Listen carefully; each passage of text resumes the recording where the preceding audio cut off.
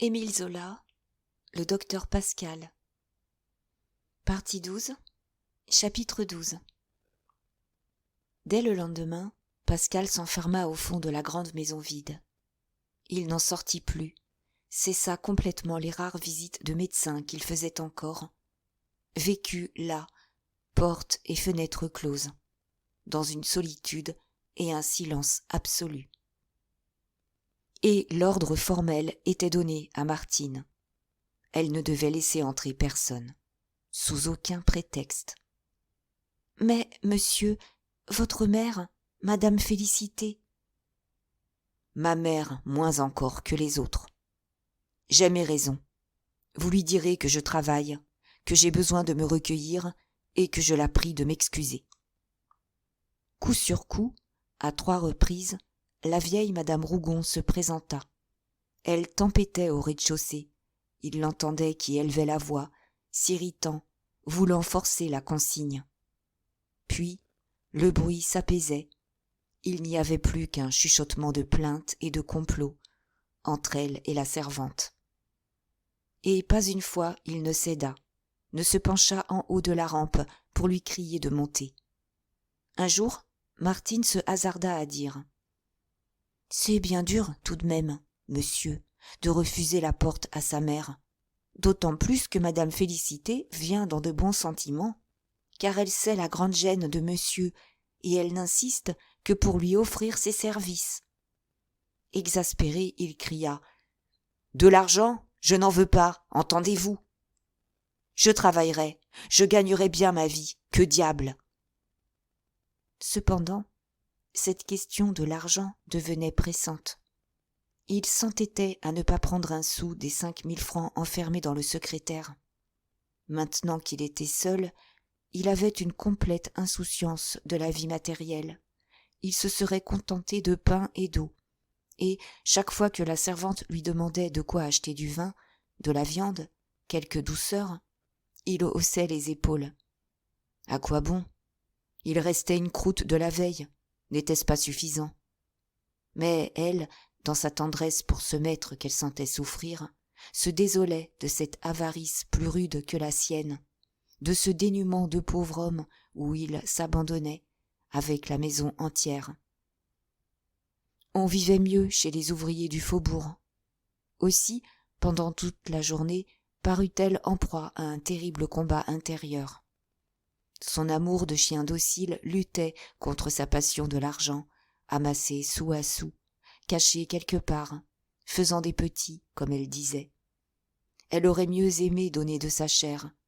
Tant que son maître n'avait pas souffert seul, l'idée ne lui était pas même venue de toucher à son trésor. Et ce fut un héroïsme extraordinaire, le matin où, poussée à bout, voyant sa cuisine froide et le buffet vide, elle disparut pendant 1 heure, puis rentra avec des provisions et la monnaie d'un billet de 100 francs. Justement, Pascal, qui descendait, s'étonna, lui demanda d'où venait cet argent, déjà hors de lui et prêt à jeter tout à la rue en croyant qu'elle était allée chez sa mère. « Mais non, monsieur, bégayait-elle, ce n'est pas cela du tout. » Et elle finit par dire le mensonge qu'elle avait préparé. Imaginez-vous que les comptes s'arrangent chez monsieur Grandguillot, ou du moins ça m'en a tout l'air. J'ai eu l'idée, ce matin, d'aller voir, et on m'a dit qu'il vous reviendrait sûrement quelque chose, que je pouvais prendre 100 francs. Oui, on s'est même contenté d'un reçu de moi. Vous régulariserez ça plus tard. Pascal sembla à peine surpris. Elle espérait bien qu'il ne sortirait pas pour vérifier le fait. Pourtant, elle fut soulagée de voir avec quelle facilité insouciante il acceptait son histoire. « Ah, tant mieux !» s'écria-t-il. « Je disais bien qu'il ne faut jamais désespérer. Cela va me donner le temps d'organiser mes affaires. » Ses affaires, c'était la vente de la Souleyyade, à laquelle il avait songé confusément. Mais quelle peine affreuse, quitter cette maison où Clotilde avait grandi, où il avait vécu près de 18 ans avec elle. Il s'était donné 2 ou 3 semaines pour y réfléchir. Quand il eut cet espoir, qu'il rattraperait un peu de son argent, il n'y pensa plus du tout. De nouveau, il s'abandonnait, mangeait ce que lui servait Martine, ne s'apercevait même pas du strict bien-être qu'elle remettait autour de lui, à genoux, en adoration, déchirée de toucher à son petit trésor, mais si heureuse de le nourrir maintenant, sans qu'il se doutât que sa vie venait d'elle. D'ailleurs, Pascal ne la récompensait guère. Il s'attendrissait ensuite, regrettait ses violences, mais dans l'état de fièvre désespéré où il vivait, cela ne l'empêchait pas de recommencer, de s'emporter contre elle au moindre sujet de mécontentement. Un soir qu'il avait encore entendu sa mère causer sans fin au fond de la cuisine, il eut un accès de colère furieuse. « Écoutez-moi bien, Martine, je ne veux plus qu'elle entre à la Souleymane. Si vous la recevez une seule fois en bas, je vous chasse. » Saisie, elle restait immobile. Jamais, depuis 32 ans qu'elle le servait, il ne l'avait ainsi menacée de renvoi. « Oh, monsieur, vous auriez ce courage ?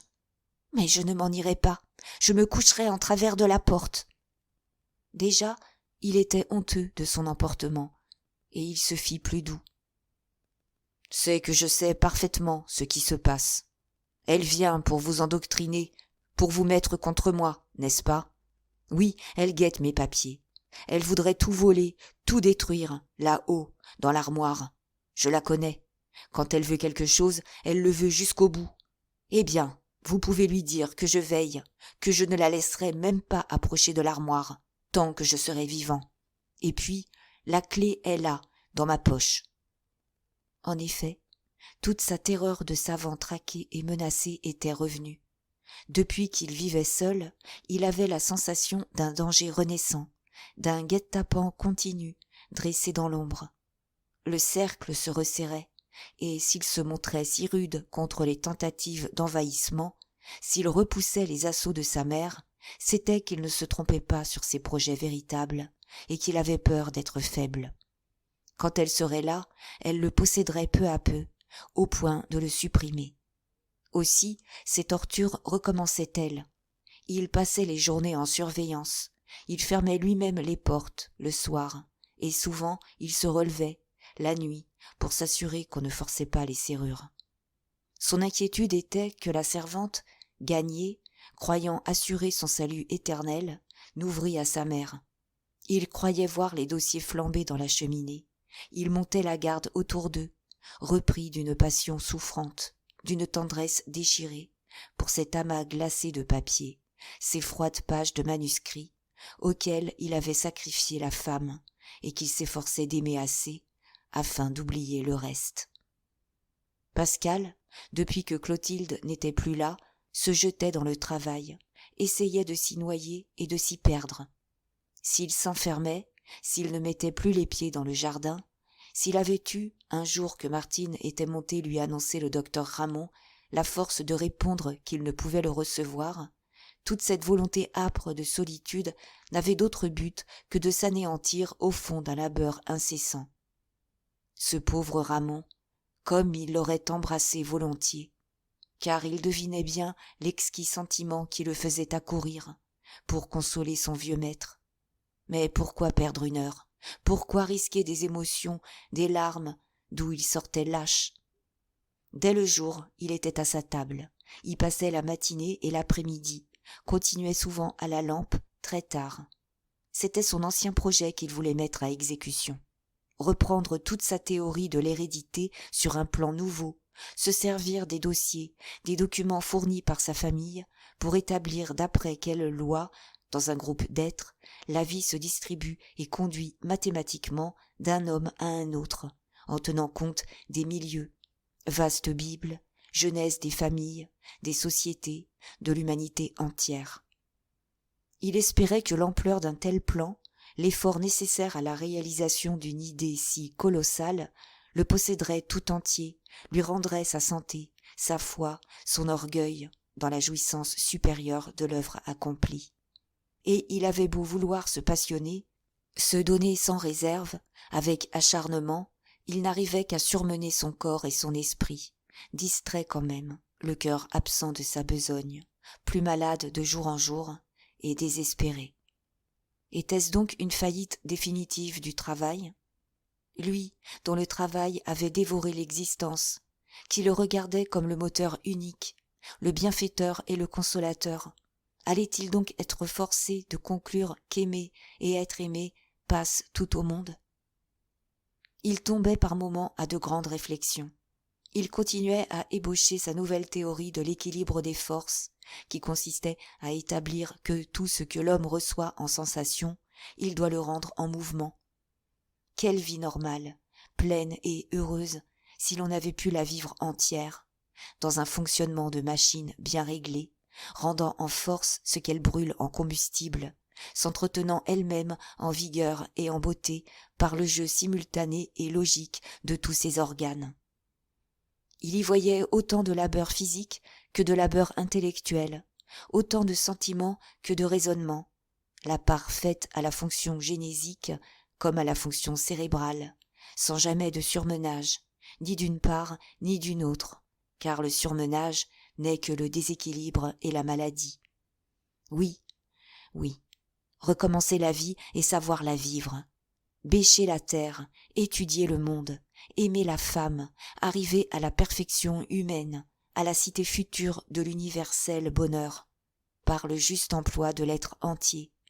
Quel beau testament laisserait là un médecin philosophe. Et ce rêve lointain, cette théorie entrevue, achevait de l'emplir d'amertume, à la pensée que, désormais, il n'était plus qu'une force gaspillée et perdue. Au fond même de son chagrin, Pascal avait cette sensation dominante qu'il était fini. Le regret de Clotilde, la souffrance de ne plus la voir, la certitude qu'il ne l'aurait jamais plu, l'envahissaient à chaque heure davantage d'un flot douloureux qui emportait tout. Le travail était vaincu, il laissait parfois tomber sa tête sur la page en train, et il pleurait pendant des heures, sans trouver le courage de reprendre la plume. Son acharnement à la besogne, ses journées de volontaire anéantissement aboutissaient à des nuits terribles, des nuits d'insomnie ardente, pendant lesquelles il mordait ses draps pour ne pas crier le nom de Clotilde. Elle était partout, dans cette maison morne où il se cloîtrait. Il la retrouvait traversant chaque pièce, assise sur tous les sièges, debout derrière toutes les portes. En bas, dans la salle à manger, il ne pouvait plus se mettre à table, sans la voir en face de lui. Dans la salle de travail, en haut, elle continuait à être sa compagne de chaque seconde. Elle y avait tant vécu enfermée, elle-même, que son image semblait émaner des choses. Sans cesse, il la sentait évoquer près de lui.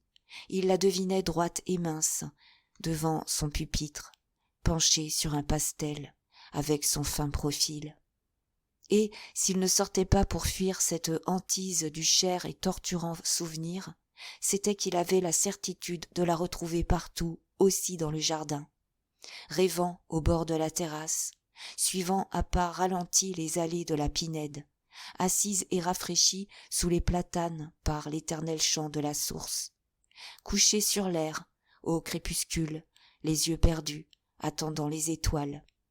Mais il existait surtout pour lui un lieu de désir et de terreur, un sanctuaire sacré où il n'entrait qu'en tremblant, la chambre où elle s'était donnée à lui, où ils avaient dormi ensemble. Il en gardait la clé, il n'y avait pas dérangé un objet de place, depuis le triste matin du départ. Et une jupe oubliée traînait encore sur un fauteuil. Là, il respirait jusqu'à son souffle, sa fraîche odeur de jeunesse, restée parmi l'air comme un parfum. Il ouvrait ses bras éperdus, il les serrait sur son fantôme, flottant dans le tendre demi-jour des volets fermés, dans le rose éteint de la vieille indienne des murs, couleur d'aurore. Il sanglotait devant les meubles, il baisait le lit, la place marquée où se dessinaient les lancements divins de son corps. Et sa joie d'être là, son regret de ne plus y voir Clotilde, cette émotion violente l'épuisait à un tel point qu'il n'osait pas visiter tous les jours ce lieu redoutable, couchant dans sa chambre froide où ses insomnies ne la lui montraient pas si voisine et si vivante. Au milieu de son travail obstiné, Pascal avait une autre grande joie douloureuse, les lettres de Clotilde. Elle lui écrivait régulièrement 2 fois par semaine, de longues lettres de 8 à 10 pages, dans lesquelles elle lui racontait sa vie quotidienne. Il ne semblait pas qu'elle fût très heureuse à Paris.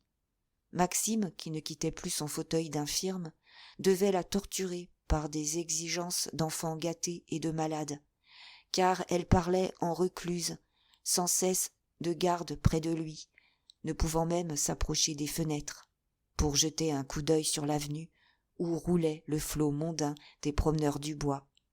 Et, à certaines de ses phrases, on sentait que son frère, après l'avoir si impatiemment réclamée, la soupçonnait déjà, commençait à la prendre en méfiance et en haine, ainsi que toutes les personnes qui le servaient, dans sa continuelle inquiétude d'être exploitée et dévalisée. 2 fois elle avait vu son père, lui toujours très gai, débordé d'affaires, converti à la République, en plein triomphe politique et financier. Saccard l'avait prise à part pour lui expliquer que ce pauvre Maxime était vraiment insupportable et qu'elle aurait du courage si elle consentait à être sa victime. Comme elle ne pouvait tout faire, il avait même eu l'obligeance, le lendemain, d'envoyer la nièce de son coiffeur, une petite jeune fille de 18 ans, nommée Rose, très blonde, l'air candide, qui l'aidait à présent autour du malade.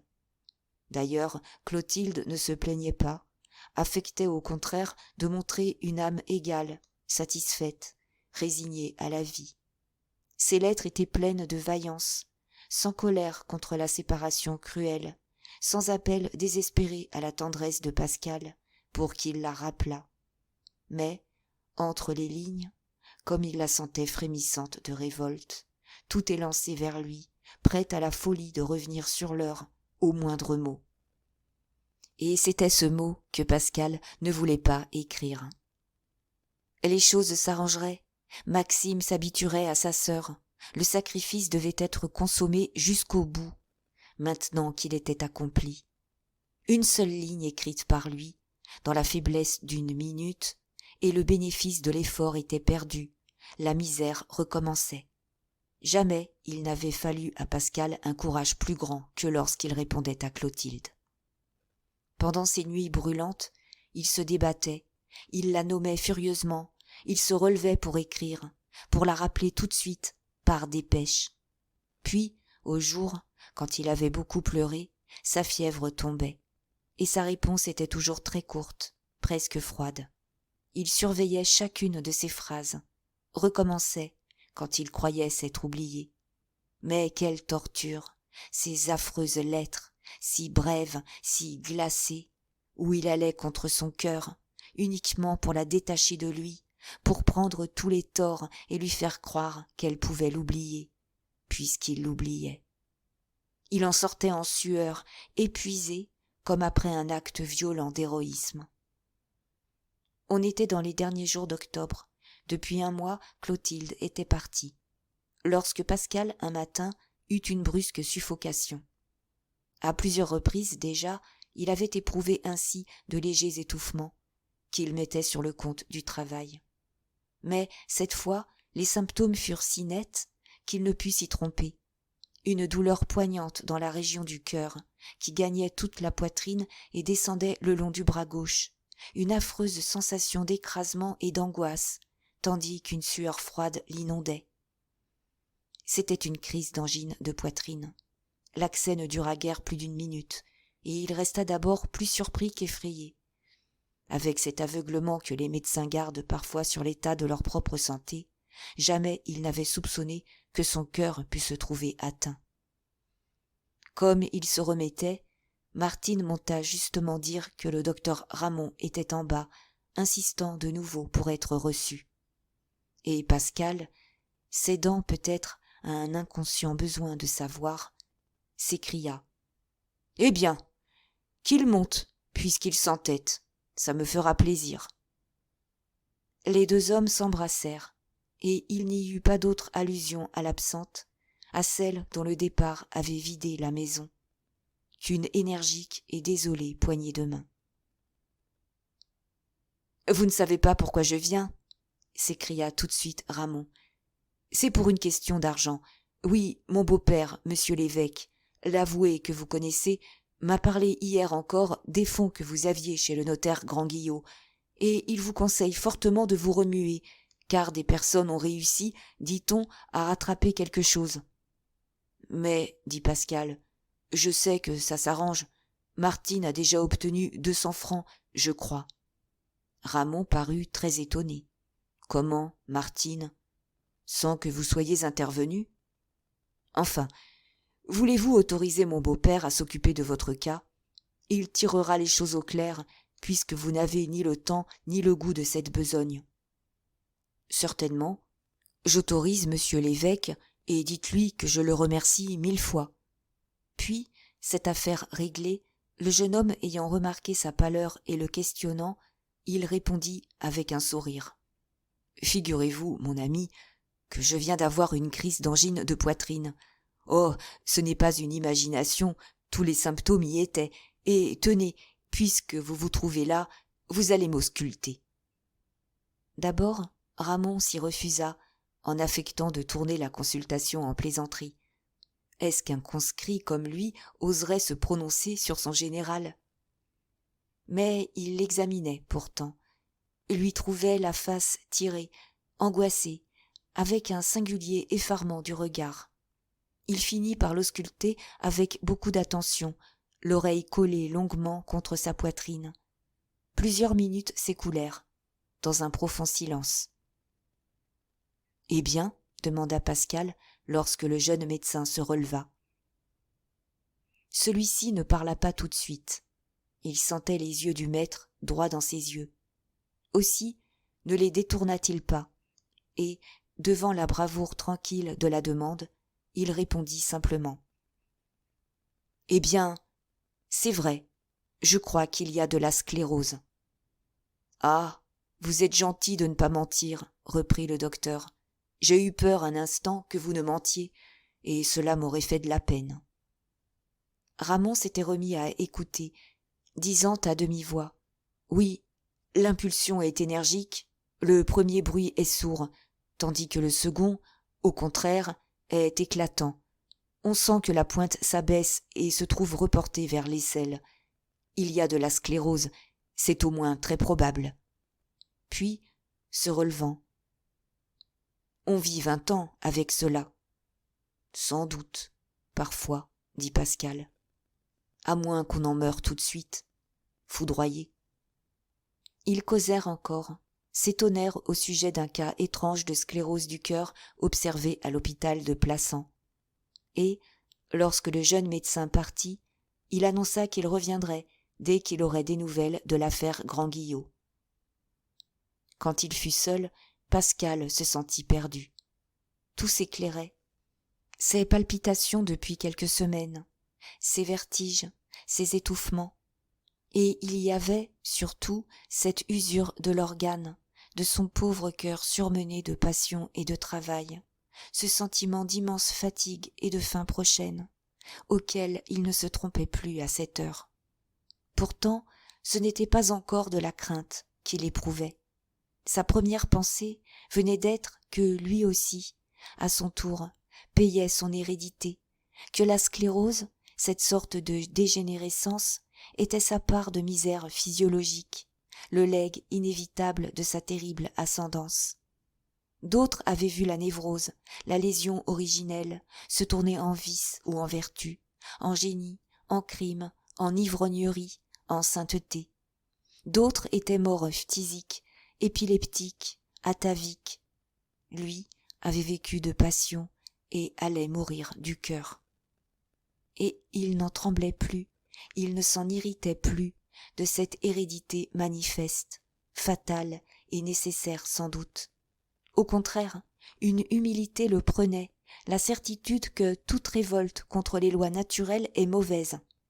Pourquoi donc, autrefois, triomphait-il, exultant d'allégresse, à l'idée de n'être pas de sa famille, de se sentir différent, sans communauté aucune ? Rien n'était moins philosophique. Les monstres seuls poussaient à l'écart. Et être de sa famille, mon Dieu, Cela finissait par lui paraître aussi bon, aussi beau que d'être d'une autre, car toutes ne se ressemblaient-elles pas, l'humanité n'était-elle pas identique partout, avec la même somme de bien et de mal? Il en arrivait, très modeste et très doux, sous la menace de la souffrance et de la mort, à tout accepter de la vie. Dès lors, Pascal vécut dans cette pensée qu'il pouvait mourir d'une heure à l'autre. Et cela acheva de le grandir, de le hausser à l'oubli complet de lui-même. Il ne cessa pas de travailler, mais jamais il n'avait mieux compris combien l'effort doit trouver en soi sa récompense, l'œuvre étant toujours transitoire et restant quand même inachevée. Un soir, au dîner, Martine lui apprit que Sarter, l'ouvrier chapelier, l'ancien pensionnaire de l'asile des Tulettes, venait de se pendre. Toute la soirée, il songea à ce cas étrange, à cet homme qu'il croyait avoir sauvé de la folie homicide par sa médication des piqûres hypodermiques, et qui, évidemment, repris d'un accès, avait eu assez de lucidité encore pour s'étrangler au lieu de sauter à la gorge d'un passant. Il le revoyait, si parfaitement raisonnable, pendant qu'il lui conseillait de reprendre sa vie de bon ouvrier. Quelle était donc cette force de destruction, le besoin du meurtre se changeant en suicide, la mort faisant sa besogne malgré tout? Avec cet homme disparaissait son dernier orgueil de médecin guérisseur.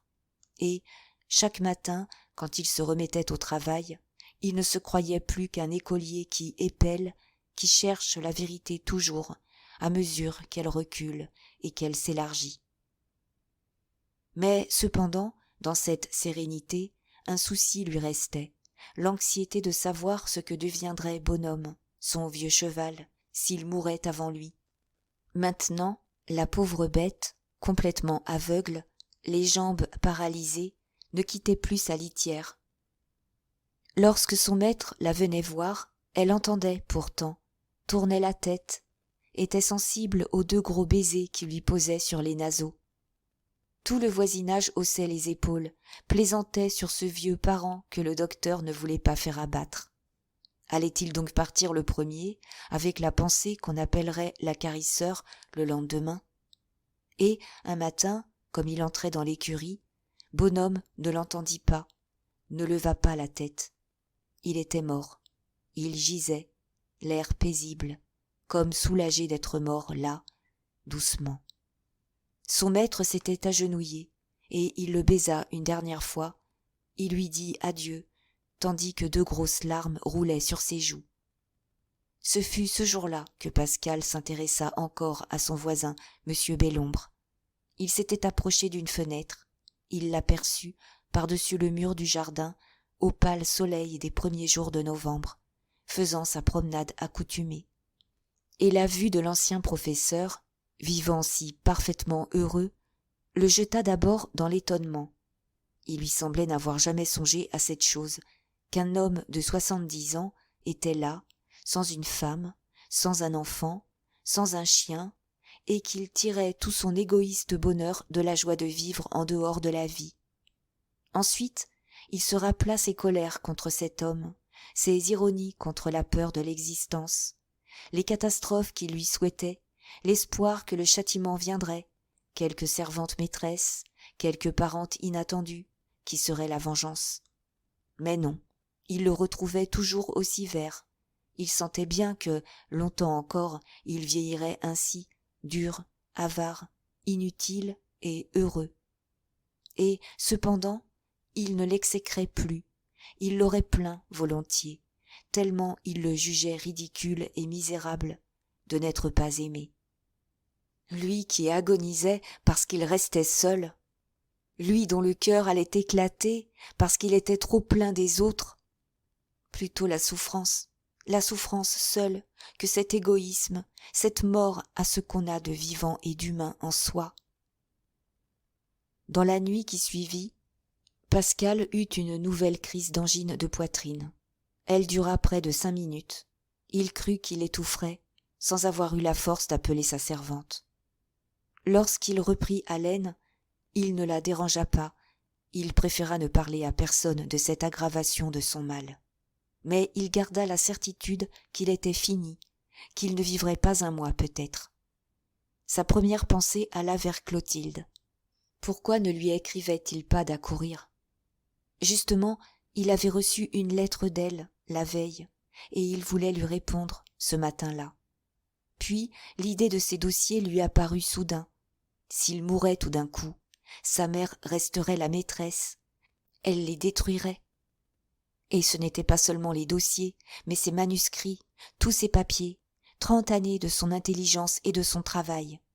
Ainsi se consommerait le crime qu'il avait tant redouté, dont la seule crainte, pendant ses nuits de fièvre, le faisait se relever, frissonnant, l'oreille aux aguets, écoutant si l'on ne forçait pas l'armoire. Une sueur le reprit. Il se vit dépossédé, outragé, les cendres de son œuvre jetées aux 4 vents. Et, tout de suite, il revint à Clotilde. Il se dit qu'il suffisait simplement de la rappeler. Elle serait là, elle lui fermerait les yeux, elle défendrait sa mémoire. Déjà, il s'était assis, il se hâtait de lui écrire, pour que la lettre partît par le courrier du matin. Mais, lorsque Pascal fut devant la page blanche, la plume au doigt, un scrupule grandissant, un mécontentement de lui-même l'envahit.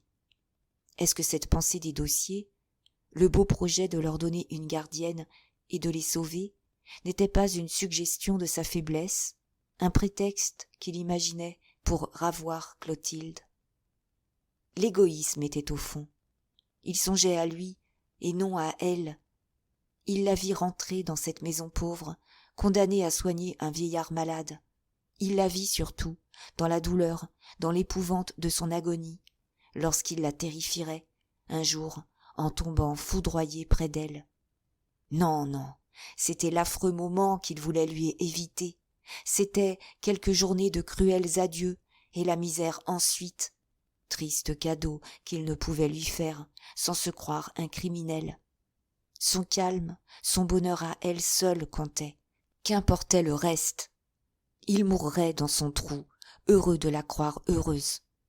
Quant à sauver ses manuscrits, il verrait s'il aurait la force de s'en séparer en les remettant à Ramon. Et même si tous ses papiers devaient périr, il y consentait, et il voulait bien que rien de lui n'existât plus, pas même sa pensée, pourvu que rien de lui, désormais, ne troublât l'existence de sa chère femme. Pascal se mit donc à écrire une de ses réponses habituelles, qu'il faisait volontairement à grand-peine, insignifiante et presque froide. Clotilde, dans sa dernière lettre, sans se plaindre de Maxime, laissait entendre que son frère se désintéressait d'elle, amusé davantage par Rose, la nièce du coiffeur de Saccard, cette petite jeune fille très blonde à l'air candide. Et il flairait quelque manœuvre du père, une savante captation autour du fauteuil de l'infirme, que ses vices, si précoces jadis, reprenaient aux approches de la mort. Mais, malgré son inquiétude, il n'en donnait pas moins de très bons conseils à Clotilde, en lui répétant que son devoir était de se dévouer jusqu'au bout. Quand il signa, des larmes lui obscurcissaient la vue. C'était sa mort de bête vieillie et solitaire, sa mort sans un baiser, sans une main amie qu'il signait. Puis, des doutes lui vinrent. Avait-il raison de la laisser là-bas, dans ce milieu mauvais où il sentait toutes sortes d'abominations autour d'elle? À la Souleyade, chaque matin, le facteur apportait les lettres et les journaux vers 9 heures. Et Pascal, quand il écrivait à Clotilde, avait l'habitude de guetter pour lui remettre la lettre, de façon à être bien certain qu'on n'interceptait pas sa correspondance. Or, ce matin-là, comme il était descendu lui donner celle qu'il venait d'écrire, il fut surpris d'en recevoir une nouvelle de la jeune femme, dont ce n'était pas le jour. Pourtant, il laissa partir la sienne. Ensuite, il remonta, il reprit sa place devant sa table, déchirant l'enveloppe. Et, dès les premières lignes, ce fut un grand saisissement, une stupeur. Clotilde lui écrivait qu'elle était enceinte de 2 mois. Si elle avait tant hésité à lui annoncer cette nouvelle, c'était qu'elle voulait avoir elle-même une absolue certitude. Maintenant, elle ne pouvait se tromper. La conception remontait sûrement au dernier jour d'août, à cette nuit heureuse où elle lui avait donné le royal festin de jeunesse, le soir de leur course de misère, de porte en porte. N'avait-il pas senti passer, dans une de leurs étreintes, la volupté accrue et divine de l'enfant? Après le premier mois, dès son arrivée à Paris, elle avait douté, croyant à un retard, à une indisposition, bien explicable au milieu du trouble et des chagrins de leur rupture. Mais, n'ayant encore rien vu le second mois, elle avait attendu quelques jours, et elle était aujourd'hui certaine de sa grossesse, que tous les symptômes d'ailleurs confirmaient. La lettre était courte, disant le fait simplement, pleine pourtant d'une ardente joie, d'un élan d'infinie tendresse, dans un désir de retour immédiat. Éperdu, craignant de ne pas bien comprendre, Pascal recommença la lettre. Un enfant? Cet enfant qu'il se méprisait de n'avoir pu faire, le jour du départ, dans le grand souffle désolé du Mistral, et qui était là déjà, qu'elle emportait, lorsqu'il regardait au loin fuir le train par la plaine rase. Ah, c'était l'œuvre vraie, la seule bonne, la seule vivante, celle qui le comblait de bonheur et d'orgueil. Ses travaux, ses craintes de l'hérédité avaient disparu. L'enfant allait être, qu'importait ce qu'il serait, pourvu qu'il fût la continuation, la vie léguée et perpétuée, l'autre soi-même. Il en restait remué jusqu'au fond des entrailles, dans un frisson attendri de tout son être. Il riait, il parlait tout haut, il baisait follement la lettre. Mais un bruit de pas le fit se calmer un peu. Il tourna la tête, il vit Martine. « Monsieur le docteur Ramon est en bas. »« Ah, qu'il monte, qu'il monte !» C'était encore du bonheur qui arrivait. Ramon, dès la porte, cria gaiement. « Victoire! Maître, je vous rapporte votre argent. Pas tout, mais une bonne somme. » Et il conta les choses, un cas d'imprévue et heureuse chance que son beau-père, monsieur l'évêque, avait tiré au clair. Les reçus des 120 000 francs qui constituaient Pascal créancier personnel de Grand-Guillot ne servaient à rien, puisque celui-ci était insolvable.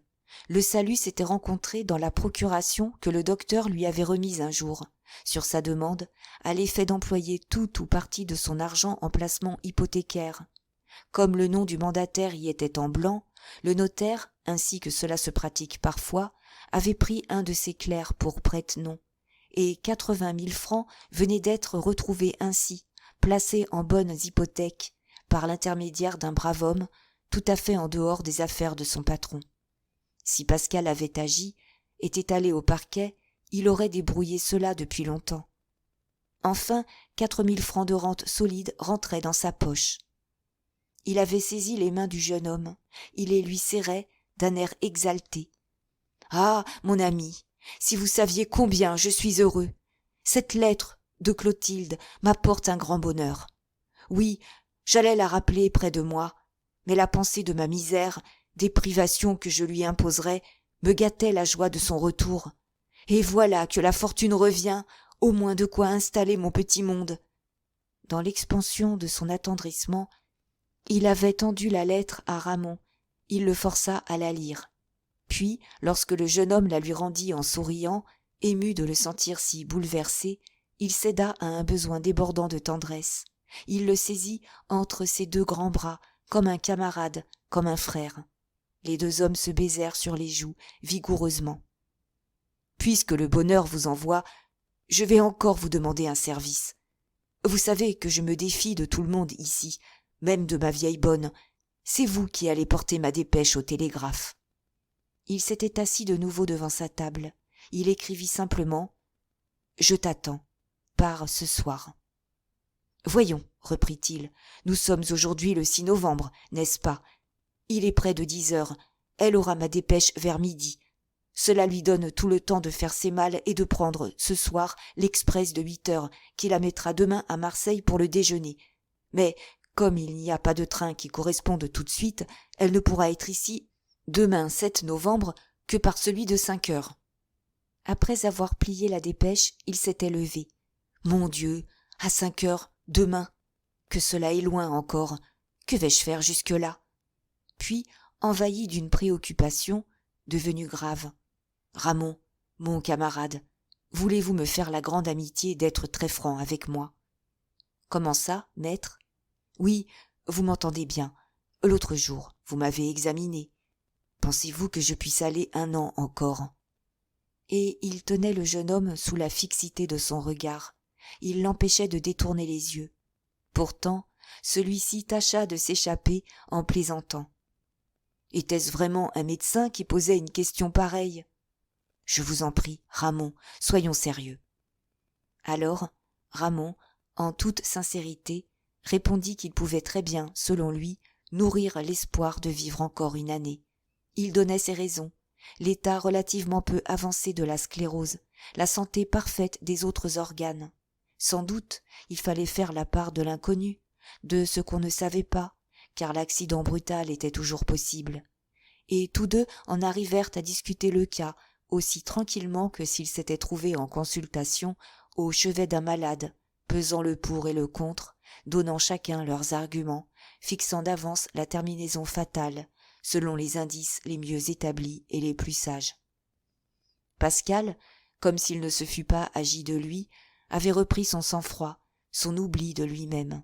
« Oui, murmura-t-il enfin, vous avez raison, 1 année de vie est possible.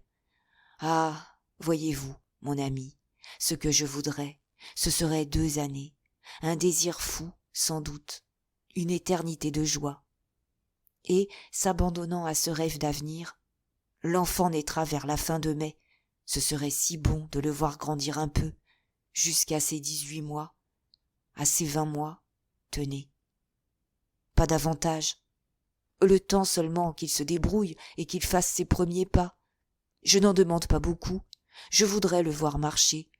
Et après, mon Dieu, après... » Il compléta sa pensée d'un geste, puis, gagné par l'illusion, « Mais 2 années, ce n'est pas impossible. J'ai eu un cas très curieux, un charron du faubourg qui a vécu 4 ans, déjouant toutes mes prévisions.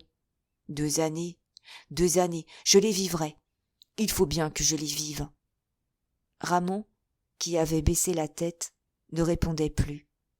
Un embarras le prenait, à l'idée de s'être montré trop optimiste, et la joie du maître l'inquiétait, lui devenait douloureuse, comme si cette exaltation même, troublant un cerveau autrefois si solide, l'avait averti d'un danger sourd et imminent.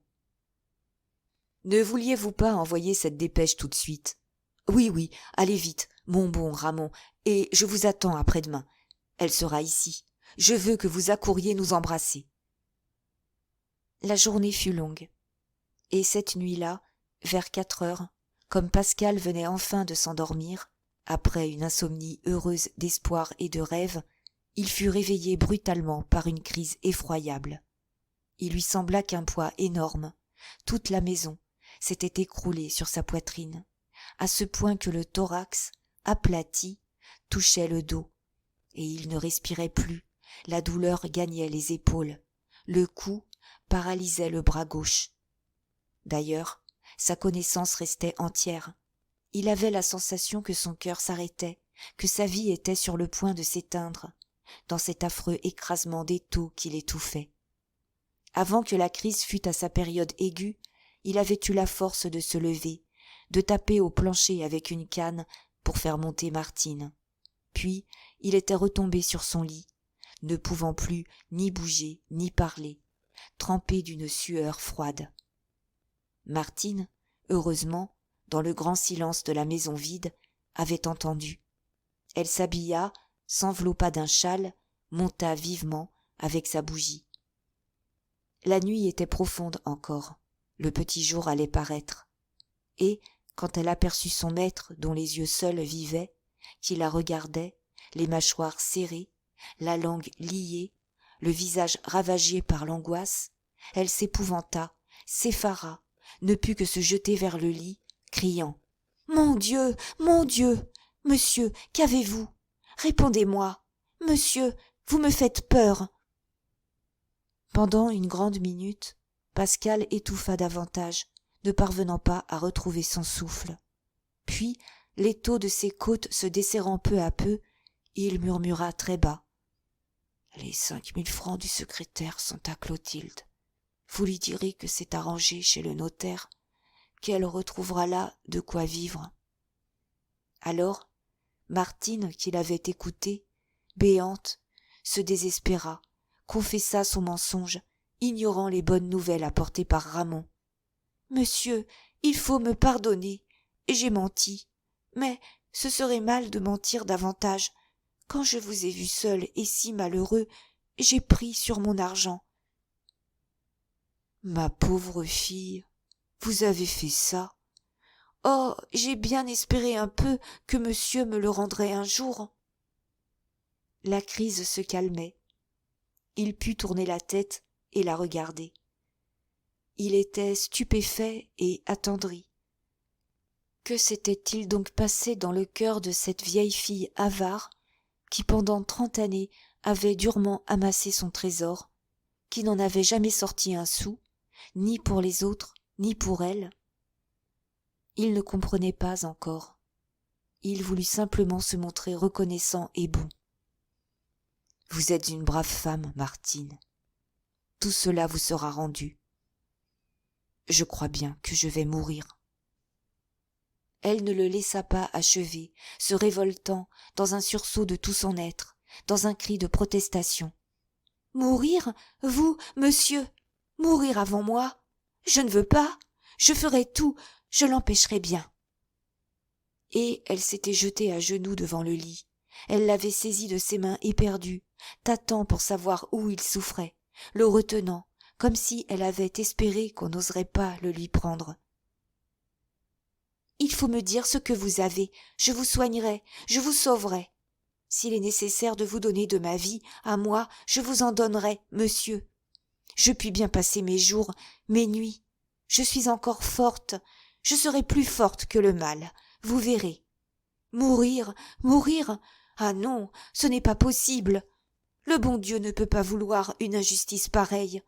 Je l'ai tant prié dans mon existence qu'il doit m'écouter un peu, et il m'exaucera, monsieur, il vous sauvera. » Pascal la regardait, l'écoutait, et une clarté brusque se faisait en lui. Mais elle l'aimait, cette misérable fille. Elle l'avait toujours aimé. Il se rappelait ses 30 années de dévouement aveugle, son adoration muette d'autrefois, quand elle le servait à genoux, et qu'elle était jeune, ses jalousies sourdes contre Clotilde plus tard, tout ce qu'elle avait dû souffrir inconsciemment à cette époque. Et elle était là, à genoux encore aujourd'hui, devant son lit de mort, en cheveux grisonnants, avec ses yeux couleur de cendre, dans sa face blême de nonne abétie par le célibat. Et il la sentait ignorante de tout, ne sachant même pas de quel amour elle l'avait aimé, n'aimant que lui pour le bonheur de l'aimer, d'être avec lui et de le servir. Des larmes roulèrent sur les joues de Pascal. Une pitié douloureuse, une tendresse humaine infinie débordait de son pauvre cœur à moitié brisé. Il la tutoya. « Ma pauvre fille, tu es la meilleure des filles. Tiens, embrasse-moi comme tu m'aimes, de toute ta force. » Elle sanglotait, elle aussi. Elle laissa tomber, sur la poitrine de son maître, sa tête grise, sa face usée par sa longue domesticité. Éperdument, elle le baisa, mettant dans ce baiser toute sa vie. « Bon, ne nous attendrissons pas, parce que, vois-tu, on aura beau faire, ce sera la fin tout de même. Si tu veux que je t'aime bien, tu vas m'obéir. » D'abord, il s'entêta à ne pas rester dans sa chambre. Elle lui semblait glacée, haute, vide, noire. Le désir lui était venu de mourir dans l'autre chambre, celle de Clotilde, celle où tous deux s'étaient aimés, où lui n'entrait plus qu'avec un frisson religieux.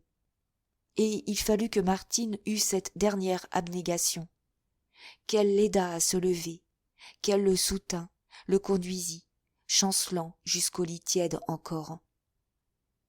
Il avait pris, sous son oreiller, la clé de l'armoire, qu'il gardait là, chaque nuit, et il remit cette clé sous l'autre oreiller, pour veiller sur elle, tant qu'il serait vivant. Le petit jour naissait à peine, la servante avait posé la bougie sur la table. « À présent que me voilà couché, et que je respire un peu mieux, tu vas me faire le plaisir de courir chez le docteur Ramon. Tu le réveilleras, tu le ramèneras avec toi. » Elle partait, lorsqu'il fut saisi d'une crainte. « Et, surtout, je te défends d'aller avertir ma mère. » Embarrassée, suppliante, elle revint vers lui. « Oh, monsieur, Madame Félicité, qui m'a tant fait lui promettre. » Mais il fut inflexible. Toute sa vie, il s'était montré déférent pour sa mère, et il croyait avoir acquis le droit de se protéger contre elle au moment de sa mort. Il refusait de la voir. La servante dut lui jurer d'être muette. Alors, seulement, il retrouva un sourire. « Va vite. Oh, tu me reverras. Ce n'est pas pour maintenant. » Le jour se levait enfin. Un petit jour triste, dans une pâle matinée de novembre. Pascal avait fait ouvrir les volets, et quand il se trouva seul, il regarda croître cette lumière, celle de la dernière journée qu'il vivrait sans doute. La veille, il avait plu, le soleil était resté voilé, tiède encore. Des platanes voisins, il entendait venir tout un réveil d'oiseaux, tandis que, très loin, au fond de la campagne ensommeillée, une locomotive sifflait d'une plainte continue.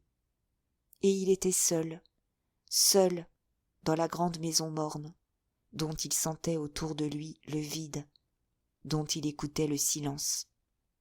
Le jour grandissait lentement, il continuait à en suivre, sur les vitres, la tache élargie et blanchissante. Puis la flamme de la bougie fut noyée, la chambre apparut tout entière. Il en attendait un soulagement, et il ne fut pas déçu. Des consolations lui arrivèrent de la tenture couleur d'aurore, de chacun des meubles familiers, du vaste lit où il avait tant aimé et où il s'était couché pour mourir. Sous le haut plafond, par la pièce frissonnante, flottait toujours une pure odeur de jeunesse, une infinie douceur d'amour, dont il était enveloppé comme d'une caresse fidèle et réconforté. Cependant, Pascal, bien que la crise aiguë eût cessé, souffrait affreusement. Une douleur poignante restait au creux de la poitrine, et son bras gauche, engourdi, pesait à son épaule ainsi qu'un bras de plomb.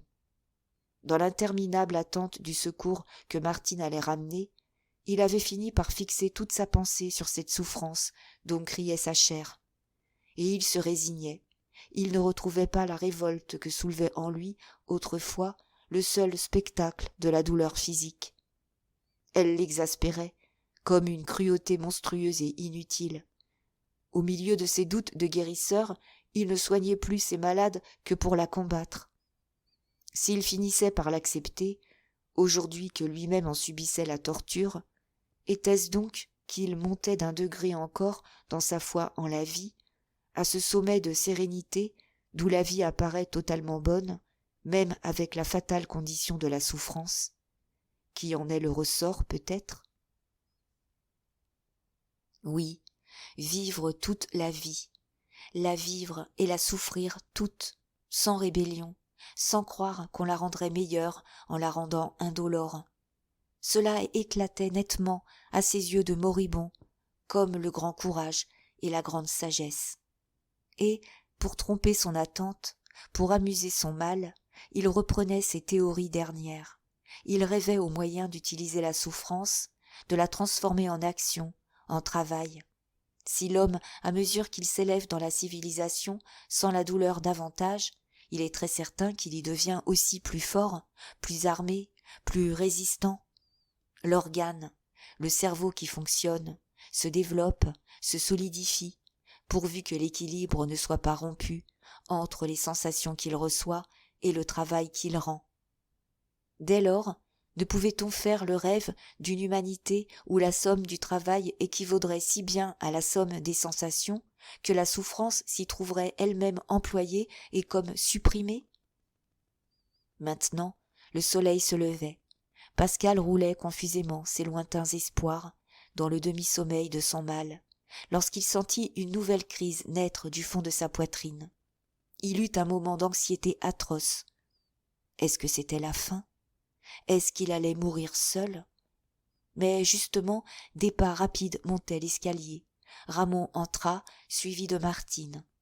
Et le malade eut le temps de lui dire, avant d'étouffer, « Piquez-moi tout de suite, avec de l'eau pure, et 2 fois, au moins 10 grammes. » Malheureusement, le médecin dut chercher la petite seringue, puis tout préparer.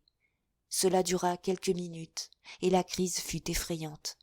Il en suivait les progrès avec anxiété, le visage qui se décomposait, les lèvres qui bleuissaient. Enfin, lorsqu'il eut fait les 2 piqûres, il remarqua que les phénomènes, un instant stationnaires, diminuaient ensuite d'intensité, lentement. Cette fois encore, la catastrophe était évitée. Mais, dès qu'il n'étouffa plus, Pascal, jetant un regard sur la pendule, dit de sa voix faible et tranquille, « Mon ami, il est 7 heures. Dans 12 heures, à 7 heures, ce soir, je serai mort. » Et, comme le jeune homme voulait protester, prêt à la discussion, « Non, ne mentez pas, vous avez assisté à la crise, vous êtes renseigné aussi bien que moi. Tout va désormais se passer d'une façon mathématique. Et heure par heure, je pourrais vous décrire les phases du mal. » Il s'interrompit pour respirer difficilement, puis il ajouta, « D'ailleurs, tout est bien, je suis content. Clotilde sera ici à 5 heures.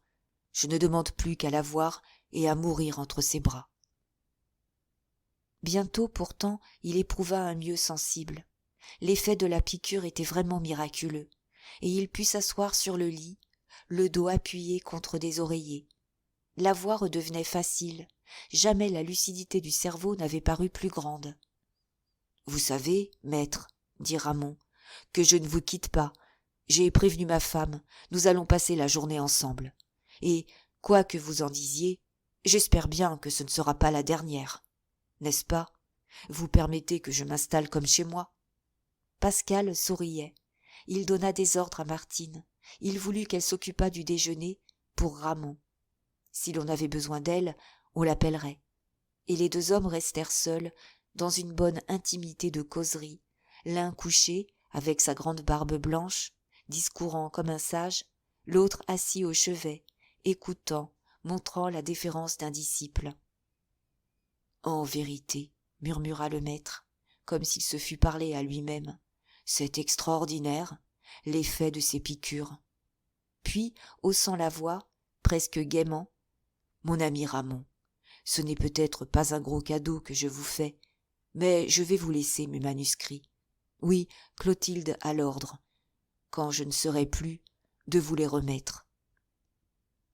Vous fouillerez là-dedans, vous y trouverez peut-être des choses pas trop mauvaises. Si vous en tirez un jour quelque bonne idée, eh bien, ce sera tant mieux pour tout le monde. » Et il partit de là, il donna son testament scientifique. Il avait la nette conscience de n'avoir été, lui, qu'un pionnier solitaire, un précurseur, ébauchant des théories, tâtonnant dans la pratique, échouant à cause de sa méthode encore barbare. Il rappela son enthousiasme lorsqu'il avait cru découvrir la panacée universelle avec ses injections de substances nerveuses, puis ses déconvenues, ses désespoirs, la mort brutale de la Fouasse, la phtisie emportant quand même Valentin, la folie victorieuse reprenant Sartor et l'étranglant. Aussi s'en allait-il plein de doutes, n'ayant plus la foi nécessaire au médecin guérisseur, si amoureux de la vie qu'il avait fini par mettre en elle son unique croyance, certain qu'elle devait tirer d'elle seule sa santé et sa force. Mais il ne voulait pas fermer l'avenir. Il était heureux, au contraire, de léguer son hypothèse à la jeunesse. Tous les 20 ans, les théories changeaient. Il ne restait d'inébranlable que les vérités acquises sur lesquelles la science continuait à bâtir. Si même il n'avait eu le mérite que d'apporter l'hypothèse d'un moment, son travail ne serait pas perdu, car le progrès était sûrement dans l'effort, dans l'intelligence toujours en marche.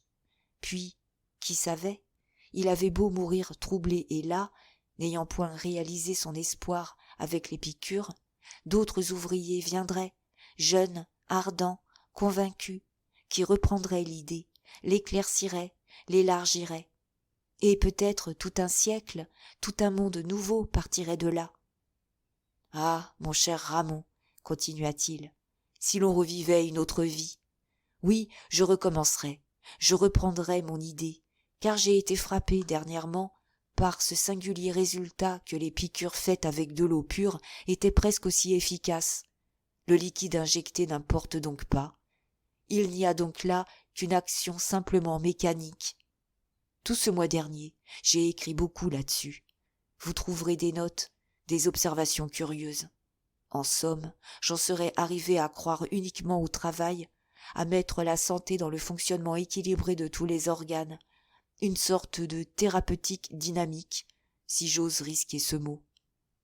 Il se passionnait peu à peu, il en arrivait à oublier la mort prochaine, pour ne songer qu'à sa curiosité ardente de la vie, et il ébauchait, d'un trait large, sa théorie dernière. L'homme baignait dans un milieu, la nature, qui irritait perpétuellement par des contacts les terminaisons sensitives des nerfs. De là la mise en œuvre, non seulement des sens, mais de toutes les surfaces du corps, extérieures et intérieures. Or, c'étaient ces sensations qui, en se répercutant dans le cerveau, dans la moelle, dans les centres nerveux, s'y transformaient en tonicité, en mouvement et en idée. Et il avait la conviction que ce bien porter consistait dans le train normal de ce travail, recevoir les sensations, les rendre en idées et en mouvement, nourrir la machine humaine par le jeu régulier des organes. Le travail devenait ainsi la grande loi, le régulateur de l'univers vivant. Dès lors, il était nécessaire que, si l'équilibre se rompait, si les excitations venues du dehors cessaient d'être suffisantes, la thérapeutique en créa d'artificielles, de façon à rétablir la tonicité, qui est l'état de santé parfaite. Et il rêvait toute une médication nouvelle, la suggestion, l'autorité toute puissante du médecin pour les sens, l'électricité, les frictions, le massage pour la peau et les tendons, les régimes alimentaires pour l'estomac, les cures d'air sur les hauts plateaux pour les poumons, enfin les transfusions, les piqûres d'eau distillée pour l'appareil circulatoire. C'était l'action indéniable et purement mécanique de ces dernières qui l'avait mis sur la voie. Il ne faisait qu'étendre à présent l'hypothèse par un besoin de son esprit généralisateur. Il voyait de nouveau le monde sauvé dans cet équilibre parfait, autant de travail rendu que de sensations reçues, le branle du monde rétabli dans son labeur éternel. Puis il se mit à rire franchement. « Bon, me voilà parti encore, et moi qui crois, au fond, que l'unique sagesse est de ne pas intervenir, de laisser faire la nature. Ah, le vieux fou incorrigible !» Mais Ramon lui avait saisi les deux mains, dans un élan de tendresse et d'admiration. « Maître, maître, c'est avec de la passion, de la folie comme la vôtre qu'on fait du génie. Soyez sans crainte, je vous ai écouté, je tâcherai d'être digne de votre héritage. Et, je le crois comme vous, peut-être le grand demain est-il là tout entier. » Dans la chambre attendrie et calme, Pascal se remit à parler, avec la tranquillité brave d'un philosophe mourant qui donne sa dernière leçon. Maintenant, il revenait sur ses observations personnelles. Il expliquait qu'il s'était souvent guéri lui-même par le travail, un travail réglé et méthodique, sans surmenage. 11 heures sonnèrent. Il voulut que Ramon déjeunât et il continua la conversation, très loin, très haut, pendant que Martine servait. Le soleil avait fini par percer les nuées grises de la matinée, un soleil à demi voilé encore et très doux, dont la nappe dorée tiédissait la vaste pièce. Puis, comme il achevait de boire quelques gorgées de lait, il se tut. À ce moment, le jeune médecin mangeait une poire. Est-ce que vous souffrez davantage ? Non, non, finissez. Mais il ne put mentir. C'était une crise, et terrible. La suffocation vint en coup de foudre, le renversa sur l'oreiller, le visage déjà bleu. Des deux mains, il avait saisi le drap à poignée. Il s'y cramponnait, comme pour trouver un point d'appui et soulever l'effroyable masse qui lui écrasait la poitrine. Atterré, livide, il tenait ses yeux grands ouverts, fixés sur la pendule, avec une effrayante expression de désespoir et de douleur. Et, pendant 10 longues minutes, il faillit expirer.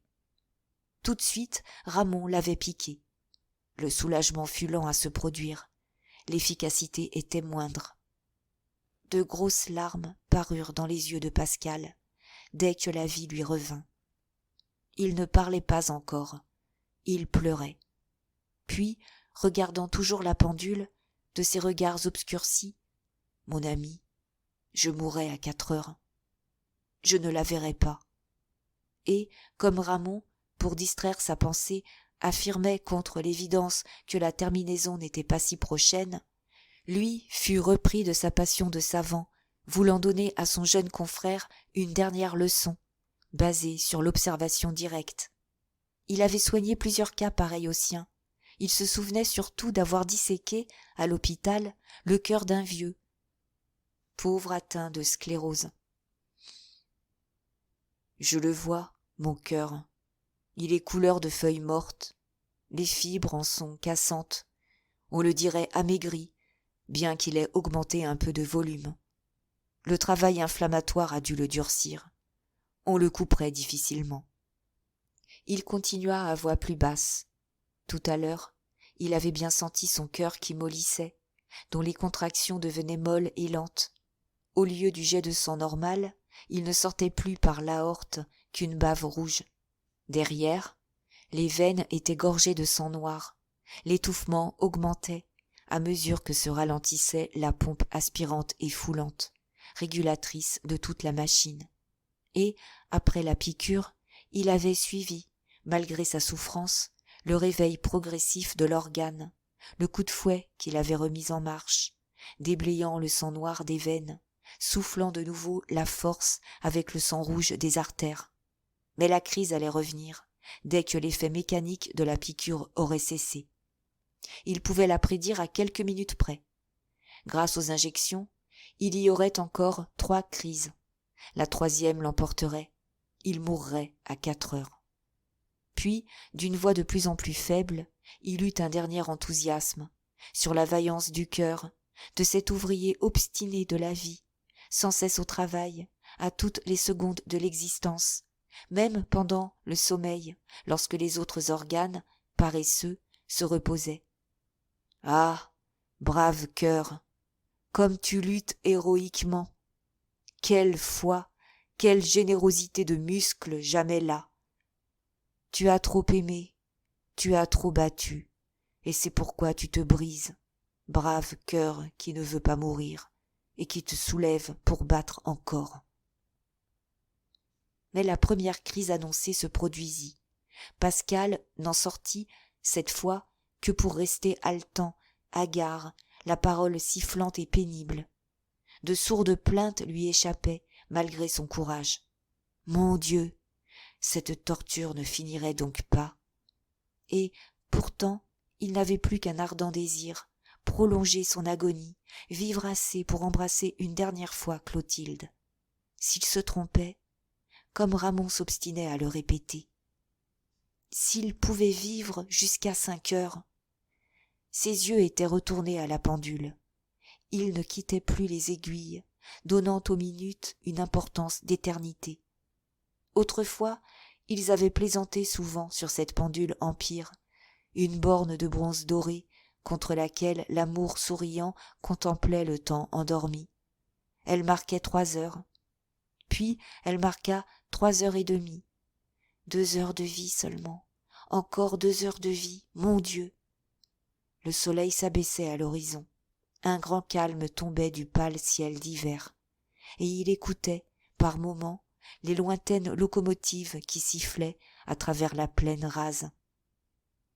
Ce train-là était celui qui passait aux Tulettes. L'autre, celui qui venait de Marseille, n'arriverait donc jamais. À 4h moins 20, Pascal fit signe à Ramon de s'approcher. Il ne parlait plus assez fort, il ne pouvait se faire entendre. Il faudrait, pour que je vécusse jusqu'à 6h, que le pouls fût moins bas. J'espérais encore, mais c'est fini. Et, dans un murmure, il nomma Clotilde. C'était un adieu bégayé et déchirant, l'affreux chagrin qu'il éprouvait à ne pas la revoir. Ensuite, le souci de ses manuscrits reparut. « Ne me quittez pas. La clé est sous mon oreiller. Vous direz à Clotilde de la prendre. Elle a des ordres. » À 4h moins 10, une nouvelle piqûre resta sans effet. Et 4h allaient sonner lorsque la deuxième crise se déclara. Brusquement, après avoir étouffé, il se jeta hors de son lit, il voulut se lever, marcher, dans un réveil de ses forces. Un besoin d'espace, de clarté, de grand air, le poussait en avant, là-bas. Puis c'était un appel irrésistible de la vie, de toute sa vie, qu'il entendait venir à lui, du fond de la salle voisine. Et il y courait, chancelant, suffocant, courbé à gauche, se rattrapant aux meubles. Vivement, le docteur Ramon s'était précipité pour le retenir. « Maître, maître, recouchez-vous, je vous en supplie. » Mais Pascal, sourdement, s'entêtait à finir debout. La passion d'être encore, l'idée héroïque du travail, persistait en lui, l'emportait comme une masse. Il râlait, il balbutiait. « Non, non, là-bas, là-bas !»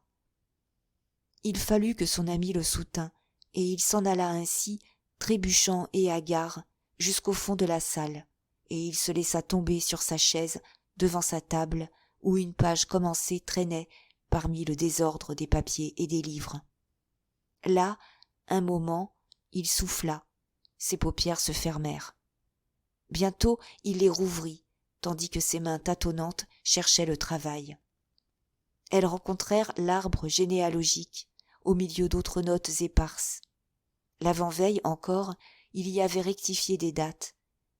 Et il le reconnut, l'attira, l'étala. « Maître, maître, vous vous tuez !» répétait Ramon, frémissant, bouleversé de pitié et d'admiration. Pascal n'écoutait pas, n'entendait pas. Il avait senti un crayon rouler sous ses doigts. Il le tenait. Il se penchait sur l'arbre, comme si ses yeux à demi éteints ne voyaient plus. Et, une dernière fois, il passait en revue les membres de la famille. Le nom de Maxime l'arrêta. Il écrivit « Meurt ataxique en 1873 », dans la certitude que son neveu ne passerait pas l'année. Ensuite, à côté, le nom de Clotilde le frappa, et il compléta aussi la note. Il mit « A, en 1874, de son oncle Pascal, un fils ».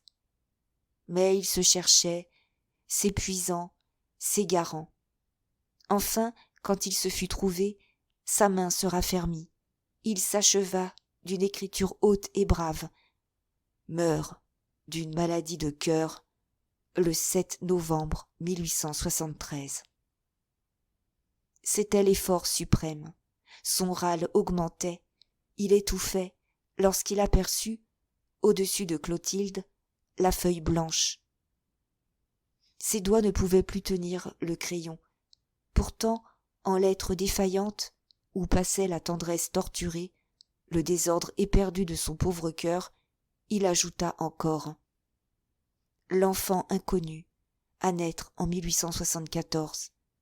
Quel sera-t-il » Et il eut une faiblesse. Martine et Ramon purent à grand-peine le reporter sur le lit. La troisième crise eut lieu à 4h15. Dans cet accès final de suffocation, le visage de Pascal exprima une effroyable souffrance.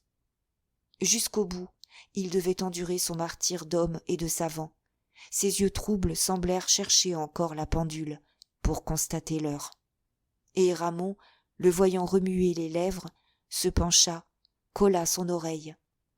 En effet, il murmurait des paroles, si légères qu'elles étaient un souffle. 4 heures. Le cœur s'endort. Plus de sang rouge dans la horte. La valvule mollit et s'arrête. Un râle affreux le secoua. Le petit souffle devenait très lointain. Ça marche trop vite. Ne me quittez pas. La clé est sous l'oreiller. Clotilde, Clotilde. Au pied du lit, Martine était tombée à genoux, étranglée de sanglots. Elle voyait bien que monsieur se mourait. Elle n'avait point osé courir chercher un prêtre, malgré sa grande envie, et elle récitait elle-même les prières des agonisants. Elle priait ardemment le bon Dieu, pour qu'il pardonnât à monsieur et que monsieur allât droit en paradis. Pascal mourut. Sa face était toute bleue. Après quelques secondes d'une immobilité complète, il voulut respirer. Il avança les lèvres, ouvrit sa pauvre bouche, un bec de petit oiseau qui cherche à prendre une dernière gorgée d'air. Et ce fut la mort. Très simple.